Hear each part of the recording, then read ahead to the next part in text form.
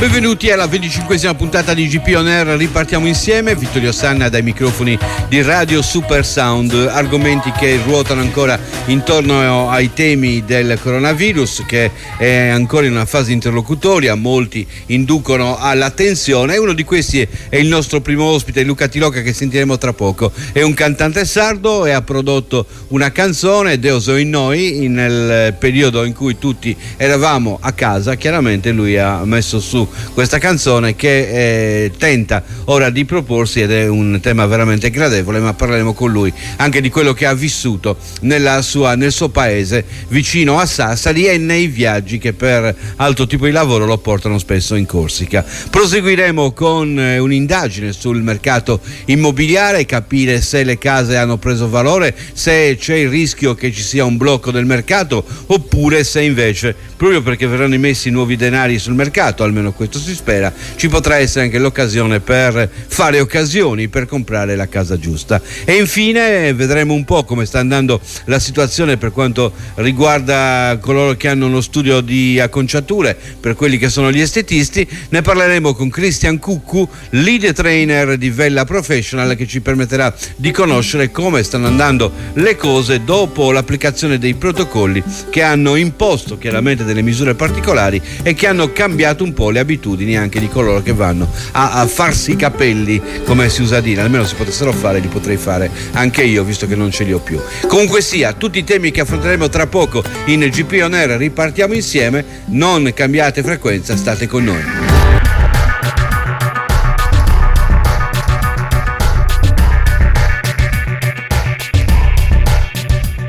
GP On Air, in collaborazione con Gruppo ISA, 100% Sardo. Autovam, unico Ford Store nel Sud Sardegna. Ne avevo parlato più volte del fatto che il momento della chiusura poteva anche ispirare particolarmente i nostri artisti. Effettivamente è successo così con Luca Tilocca, che ha prodotto un nuovo brano che si intitola 19 Deo Seo in Noe. È veramente un brano molto molto bello, Luca, complimenti. Grazie Vittorio, buongiorno a tutti. Sei stato bravissimo a leggere la situazione, a sorta di non posso riposare in versione moderna, perché c'è un lui e una lei distanti nella chiusura per il coronavirus, che auspicano poi il possibile ritorno, quasi il tema che caratterizza una delle nostre canzoni più belle. Esatto, qua parla soprattutto del brutto periodo che stiamo passando, perché insomma è passato un carro armato sopra, non è una cosa leggera, e secondo me bisogna stare ancora molto attenti, perché la fase 2 è la fase più rischiosa, perché la ricaduta è sempre peggio. È una storia d'amore, tra virgolette, perché parla di due persone comunque che sono rinchiuse. Il mio featuring con Francesca Lai, che saluto, che è una bravissima cantante, devo dire, mi ha fatto venire la pelle d'oca come ho sentito la sua voce registrata sopra il brano insieme alla mia. È una ragazza che ha mille risorse comunque. Ecco, presentiamola, Francesca. Da dove arriva Francesca? Poi entriamo nel merito del brano. Francesca arriva da Quartu, la conosciamo molto bene perché ha militato tanti anni nel gruppo musicale East Tales, come Davide Guis, il suo compagno, da ben 9 anni. Insomma, io ho cercato di fare un team di lavoro insieme a loro e insieme a Michele Pioletta, che io lo definisco il mogol della situazione, quindi ha sempre le parole giuste per me. Io sono molto contento di aver fatto questa perla, l'ho voluta fare anche per regalarlo alle persone, perché le persone si sono trovate ovviamente chiuse, proiettate in un altro mondo che ovviamente è molto difficile da buttare giù, Vittorio. Assolutamente sì. Stavi raccontando un po' del tema del brano, due persone innamorate che si parlano a distanza. Ovvio. Sono due persone che guardano il mondo dalla finestra e vedono queste sirene blu tuareg, che la maschera qui non c'è, ha una maschera sul viso, ma la festa qui non c'è. Noi siamo abituati ovviamente come popolo a essere molto legati alla tradizione, alle feste, e ovviamente adesso siamo trovati, e quindi questa frase, ovviamente, ho una maschera sul viso ma la festa qui non c'è, questo ci riporta anche, che ne so, alla Sartiglia, al nostro carnevale, Boisi Merdules, queste cose qua, però non è una festa, questa volta la maschera è una cosa, è la mascherina, e quindi il dramma che stiamo vivendo, e quindi ovviamente due persone chiuse, ognuna a casa sua, divise, che non possono più vedersi, abbracciarsi, toccarsi, il distanziamento sociale, e poi trovarsi proiettati in un mondo assurdo. In 2 mesi è cambiato tutto, poi si pensa a quello che c'era prima, a quello che stiamo vivendo adesso, a quello che vorremmo che fosse. Ecco, insomma, ritornare alla normalità. Ecco, ritornare alla normalità non sarà affatto facile, perché è un bel brano che però probabilmente non potrai cantare in piazza per lungo tempo.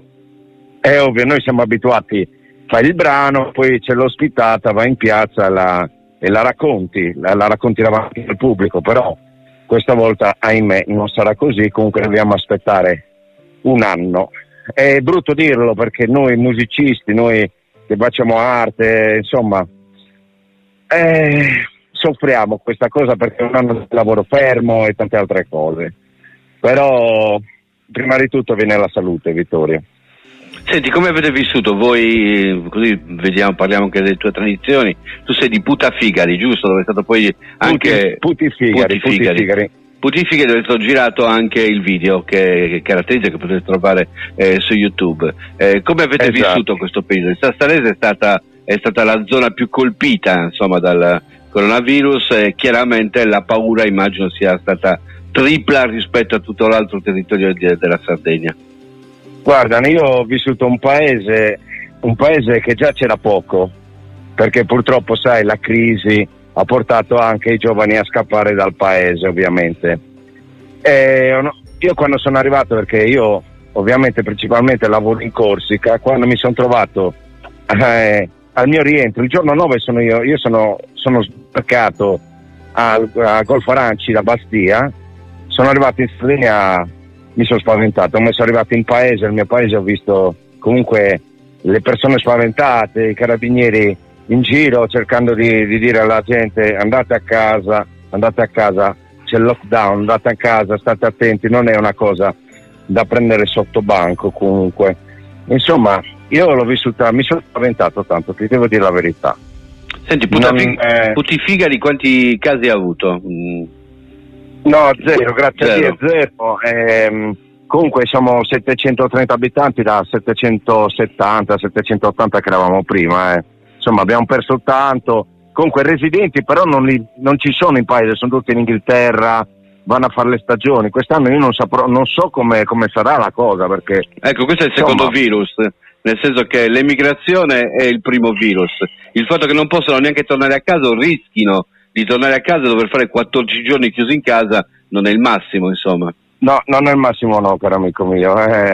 Però ci sono i protocolli sanitari, bisogna rispettarli, e bisogna stare attenti che, da quanto si legge, comunque in Lombardia ci sono già dei casi, sono raddoppiati i casi, perché secondo me è ancora presto a muoversi così. Senti, in Corsica invece cosa hai trovato? Sai, noi in questo periodo, proprio in questi giorni, adesso parlo di me come direttore generale della Nazionale Sarda, avremmo dovuto rendere la partita ai colleghi corsi, ai cugini corsi, e abbiamo dovuto chiaramente, così come è stato rinviato tutto il calcio, rinviare anche questo appuntamento. Qual è la situazione? O qual era la Corsica? Sta riniziando piano piano, però ti garantisco che anche lì si sono spaventati tanto, e non so come. Comunque casi ce ne sono stati parecchi, gli ospedali sono pochi, insomma è un'isola che conta 340.000 abitanti in inverno, in estate 1,5 milioni, cioè in estate se loro non entra il turismo muoiono di fame, però non è il caso. Secondo me quest'anno prendiamocelo come anno sabbatico, in qualche modo si troveranno le risorse anche per aiutare le partite. La Francia insomma sta un po' meglio di noi a livello di casse, quindi io consiglio prima troviamo la cura, almeno un qualcosa che ci faccia che ci aiuti se dovessero ripartire i casi, perché così sarebbe una grande carneficina, quindi bisogna stare attenti, non prendiamo sotto banco questa situazione. Bene Luca, adesso come chiudiamo il collegamento, subito dopo ci sarà il tuo brano 19.00 lo ascolteremo, Luca Tiloca e Francesca Lai, e speriamo che possa essere una sorta di sigla per la ripresa, una sorta di sigla all'aurora, vicino all'alba. L'augurio è anche un ringraziamento al personale medico, sia civile che militare, che in questi mesi combatte contro questo cattivo male invisibile. Fabrizio De André diceva: se io dovessi conoscere il mio nemico ne avrei molto meno paura. Quindi noi non lo vediamo, quindi il nemico è veramente, non si sa come colpisce, quindi stiamo attenti. Grazie Luca, 19.00, ciao. Grazie Vittorio, grazie.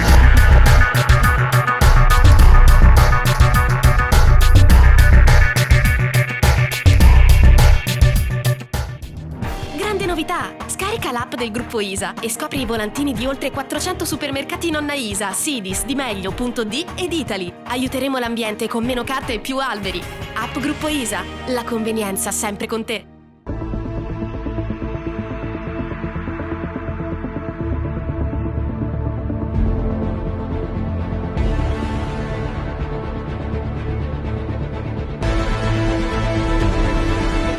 A GP On Air ripartiamo insieme, oggi si parla anche di case, cioè dopo il coronavirus come è il mercato delle case, soprattutto per quanto riguarda gli acquisti o se volete anche solo per gli affitti. Ne parliamo con Roberto Cadelano. Buongiorno Roberto.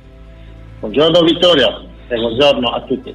Senti, domanda, il mercato delle case, chiaramente dopo essere stati chiusi in casa, la casa teoricamente è stata valorizzata, la prima casa, però contemporaneamente periodo di crisi, abitualmente al periodo di crisi è più difficile pensare all'acquisto per la casa, o non è così?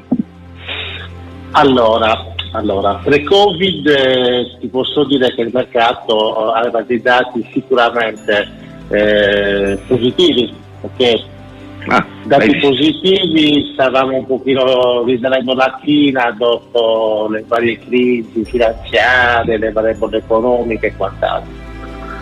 Chiaramente ora, dopo ciò che è successo, dopo ciò che sta accadendo anche oggi, perché comunque non dimentichiamoci, anche se il lockdown tra virgolette è terminato, però il virus sta ancora circolando, quindi dopo questa situazione ti posso dire che ho notato che molte persone prima di acquistare hanno preso tempo, sono in stand-by. Molti stanno cercando di capire come andare al mercato, però dall'altro lato a me sono concesso che queste iniezioni di liquidità siano comunque vere o comunque saranno fatte, e anche è vero che quando si muove un po' di liquidità sia per conto sia verso i privati che verso anche le aziende, dovrebbe in teoria riprendere i mercati immobiliari, quindi real estate è il settore economico che traina tutta l'economia, lo sappiamo, in Italia in particolar modo, quindi con queste iniezioni di liquidità io ritengo che ci possa comunque alleviare il colpo, nel senso che possa dare una boccata d'ossigeno anche agli real estate. Senti, case che dovrebbero essere tendenzialmente, per quel che ne capisco, in calo come prezzo, e quindi possibilità di investimento per chi ne ha più di una invece esigenza di cedere. Ecco che la nuova liquidità potrebbe anche arrivare dalla cessione di seconde case per l'acquisto di prime. Sì, ti posso dire questo, che se non ricordo male i tassi di interesse sono i più bassi in assoluto, siamo sotto l'1, ok? Certo, poi lo spread, il guadagno che le banche hanno è un pochino alto, è vero, però i tassi di interesse, grazie anche alle banche centrali, sono rimasti invariati, e quindi quando il tasso di interesse è basso ciò stimola l'utente, quindi il fruitore finale, il consumatore, chi si chiede un mutuo, ok, a fare questi investimenti. Cioè ci sono una serie di coincidenze economiche che dovrebbero determinare quantomeno una stabilità del mercato, ecco. O comunque diciamo non una situazione negativa conseguente al Covid. Però ti ripeto, siamo all'inizio e quindi non ho la sfera di cristallo per vedere il futuro, però sono positivo. Potrebbe anche abbassarsi il prezzo delle case, giusto? Allora, il prezzo non lo sai. Potrebbe accadere perché magari ci saranno sicuramente persone in difficoltà che pur di vendere abbasseranno il prezzo, certo. È domanda e offerta è ciò che determina il prezzo.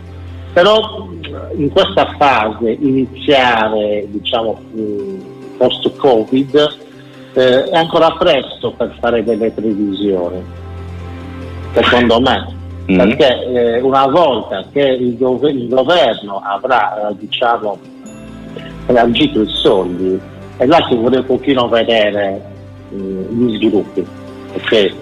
Una cosa negativa invece, se te lo posso dire, è per quanto riguarda l'aspetto turistico, quindi le case vacanza in affitto, là proprio non si batte chiodo. Oggi parlavo, io personalmente non me ne occupo di case vacanze in affitto, okay? Però parlavo con un collega proprio stamattina, lui ha avuto il 100% delle visite, okay? Che non è poco, è tutto. Ma anche qualche cliente albergatore, voglio dire, sì, i alberghi possono riaprire, ma insomma la fetta di turismo che viene extra Sardegna comunque non c'è per ora. Anche le previsioni, voglio dire, il fatto che il continentale venga in Sardegna, che rimanga 14 giorni in quarantena, non è sicuramente positivo per il turismo, e quindi secondo me più che l'immobiliare in generale il colpo più diciamo importante lo riceverà sicuramente il turismo. Senti, affitto delle seconde case, quanto, considerato che la seconda casa poi ha un costo anche per chi ne tiene il possesso, il fatto che di non riuscire ad affittare e quindi ad avere delle entrate potrebbe portare alla cessione, magari trovare anche l'affare in un periodo. Magari guarda, la cessione no, perché proprio sarebbe una estrema razza, non è che se uno fosse affitta la casa a luglio, agosto e settembre, certo. Si trova sarebbe in una difficoltà economica da doverla vendere, ecco. Sicuramente io posso suggerire questo ai consumatori: se avete intenzione di prendervi una casa in locazione, una casa vacanza, aspettate l'ultimo momento. Esattamente, bravo, l'8 di luglio, perché ora i prezzi sono già scesi del circa 50% rispetto a gennaio-febbraio, ok? È tanto il 50%. Per darti un'idea, ci sono ville esclusive che si affittavano intorno al 2500, zona di prestigio di Chia alla settimana, 2005 alla settimana. Adesso ne stanno già affittando intorno al 1300, al 1500. Adesso a luglio, quando si capirà effettivamente se gli stranieri possono venire, se i continentali, come li definiamo noi sardi, potranno accedere alle nostre coste, credo che là ci sarà il colpo di grazia. Quindi o il proprietario deciderà di affittarla ad un prezzo comunque molto basso, oppure rimarrà affitta. Quindi io suggerisco di attendere il last minute dei primi di luglio, quando diciamo i decreti non si accavaleranno tra di loro, quando ci sarà forse anche più coesione tra regione e governo, e quindi suggerisco questo. Senti, il smart working, ultima domanda, c'è chi sostiene che passando al lavoro da casa ci possa essere un allontanamento dalla grande città anche verso le zone periferiche, cioè se io devo comprare una casa, considerato che devo anche lavorare da casa, preferisco comprare a 30 km da Cagliari invece che comprare nel centro storico. È una cosa che secondo te è nella mente della gente? Ma potrebbe essere, certo, anche perché Cagliari ha effettivamente prezzi importanti. C'è un appartamento comprato a 30 km di distanza, quindi in teoria fuori dall'area della metropolitana, esatto, i prezzi cadono tantissimo. Sì, potrebbe essere. Ora potrebbe verificarsi quello che già si è verificato in questi ultimi anni. Cagliari con un mercato comunque in ripresa, una ripresa maggiore rispetto a case che so, a Uta, a Villasora, a Selamanna, tanto per darti un'idea, ok? Ovviamente i cagliaritani si sono spostati verso quelle zone. Tant'è vero che la popolazione cagliaritana è diminuita, mentre in tutti i paesini è aumentata, appunto per questo motivo, perché le case comunque hanno dei prezzi superiori del 30% circa, quindi sono dati proprio di 2019, ok, rispetto alle case fuori internet. Grazie Roberto, ci hai fatto un po' il quadro della situazione in questo momento anche per quanto riguarda il momento immobiliare. Buon lavoro per quanto ti riguarda, grazie ancora. Buon lavoro, grazie. Alla prossima. Salutiamo i telespettatori. Ciao, grazie, ciao.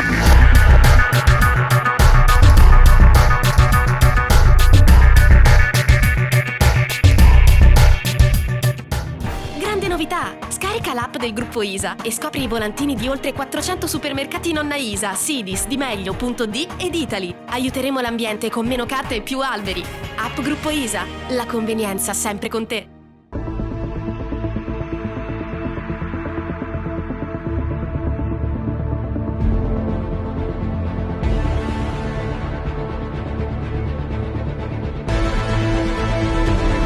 A GP On Air ripartiamo insieme, Christian Cuccu. Affido a te Christian, buongiorno, la definizione del tuo ruolo, così capiamo meglio. Sappiamo che hai il controllo della situazione per quanto riguarda il mondo dei parrucchieri di QFR.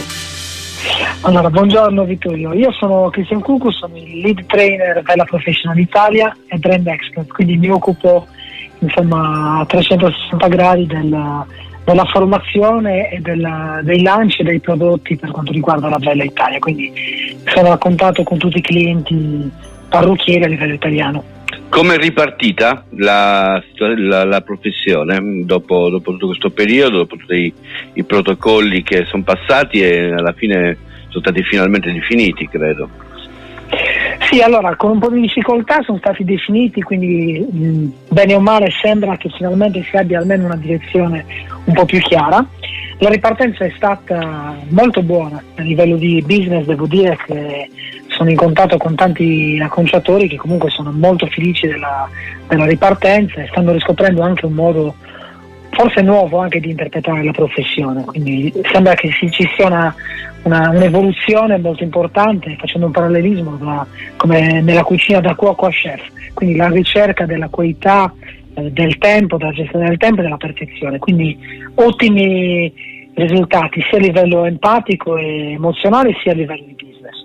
Questo è un bel esempio, perché abbiamo parlato più volte nella nostra trasmissione del fatto che comunque sia ci poteva essere anche una ripartenza che poteva dare una qualità diversa ai diversi settori. Tu ci stai confermando questo, può essere anche un bel auspicio per altre situazioni che hanno vissuto un momento difficilissimo e che poi ora stanno ripartendo, organizzando a puntino le diverse cose. Forse è un momento in cui la qualità emerge. Sì, assolutamente sì, io penso che sia un'opportunità questa, un'opportunità perché si disperde un po' quella che era l'attenzione e la frenesia, no?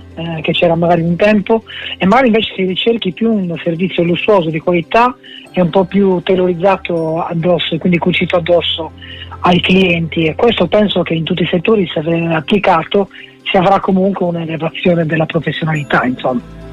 Quanti danni ha procurato il periodo di fermo e quanto incide in questo momento il cosiddetto processo di sanificazione, che ieri siamo stati rimproverati? Non si chiama sanificazione ma si chiama adesso non ricordo neanche bene il termine, comunque sia esatto, chiamalo come vuoi, comunque sia quel processo, quanto incide anche nei costi delle attività?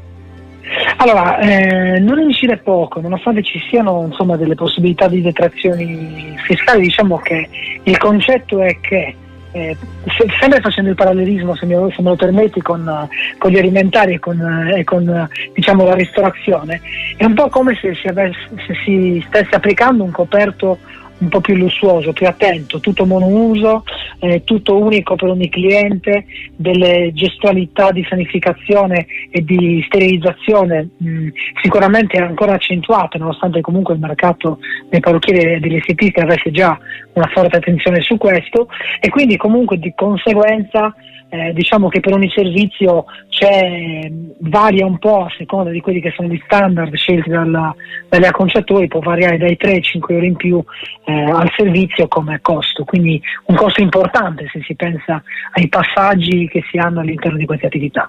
Un po' come andare dall'odontoiatra al dentista, mi pare che ci sia un parallelismo quasi nell'attenzione di ciò che si utilizza e delle condizioni di lavoro che si devono creare.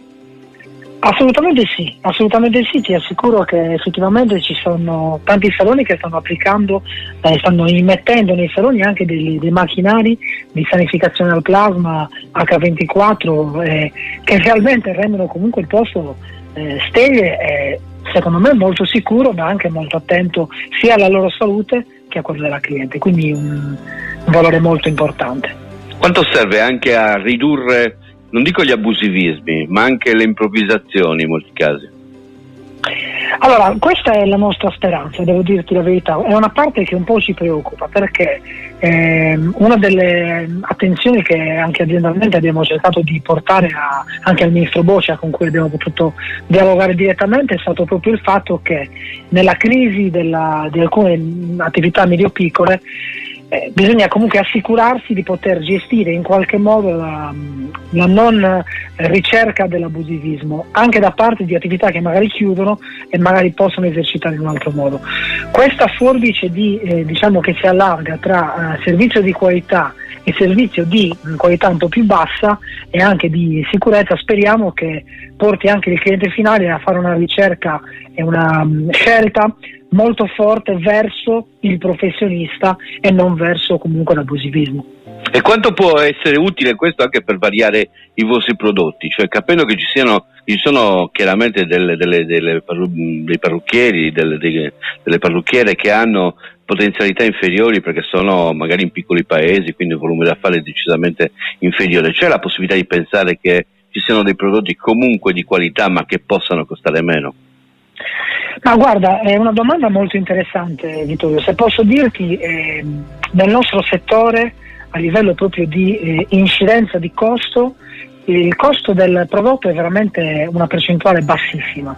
Il vero costo del servizio è dato dal costo dell'operatore, quindi del dipendente, che va oltre il 60% del costo. Quindi realmente un prodotto di qualità ti assicura determinate caratteristiche sia di ricerca sia di certificazioni europee e sia anche di risultato che comunque poi diluito in tutte quelle che sono il numero delle prestazioni da fare non va a incidere così tanto nel costo, e le attività più piccole possono scegliere di lavorare con meno clienti ma aumentando la qualità del servizio erogato e anche in piccole realtà. Io stesso avevo un salone a San Nuri quando ero parrucchiere, ti posso assicurare che si possono comunque elevare dei servizi importanti e magari scegliere una clientela che comunque abbia la capacità di poter apprezzare questo tipo di servizi, quindi il prodotto in questo incide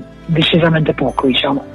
Abbiamo visto un po' tutto il panorama e le prospettive, c'è qualcosa che non ho toccato in quanto non addetto ai lavori che può interessare invece l'utenza? No, guarda, forse se posso permettermi è l'impatto che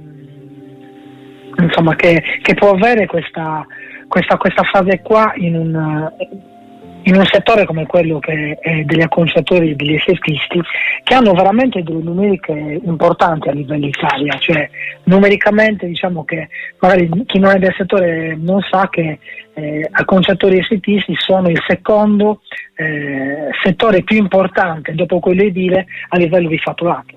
Non lo Quindi sapevo. un settore che ha, infatti, è un settore che ha veramente tante persone attorno, cioè si parla di oltre 220.000 lavoratori che diventano quasi 300.000 con estetiste, col settore estetico, quindi comunque noi stiamo spingendo le istituzioni a stare molto attenti a questa fase qua e a dare comunque degli aiuti importanti, perché comunque almeno queste sono le stime di Cosmetica Italia, di Confartigianato e CNA, che potrebbe essere che un 10% di queste attività possa avere una grande fatica a ripartire o addirittura a decidere se chiudere oppure no, quindi ci devono essere degli aiuti concreti. Ecco, questo secondo me è uno dei punti più importanti, considerando proprio, come ho detto prima, che quasi 300.000 persone ruotano attorno a questo settore. Grazie Cristian, interessantissimo il tuo intervento. Grazie a te Vittorio di avermi dato questo spazio. Buon lavoro, Buona grazie. giornata. Ciao. Grazie mille. È tutto per oggi, appuntamento a lunedì alle ore 12 per GP On Air, ripartiamo insieme l'originale. Grande novità! Scarica l'app del gruppo ISA e scopri i volantini di oltre 400 supermercati nonna ISA, Sidis, Di Meglio, Punto D ed Italy. Aiuteremo l'ambiente con meno carte e più alberi. App Gruppo ISA, la convenienza sempre con te.